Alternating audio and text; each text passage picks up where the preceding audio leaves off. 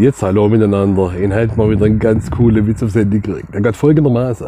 Der Papst und sein Chauffeur fahren zum Flughafen, sind aber ziemlich früh dran. Dann sagt der Chauffeur zum Papst, was tun wir jetzt mit der vielen Zeit, die wir noch übrig haben? Dann sagt der Papst, du hockst hinten rein, hinter die getönte Scheibe, machst ein Nickerchen und ich fahre derweil mit der Limousine warm um den Flughafen rum. Ich bin schon lange nicht mehr Auto gefahren.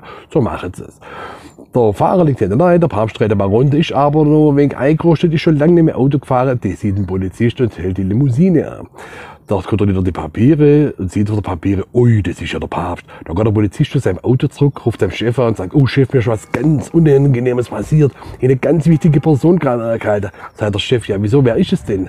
Ist es ein Musiker oder ist es ein Schauspieler? Da sagt der Polizist, neu, aber viel, viel wichtiger.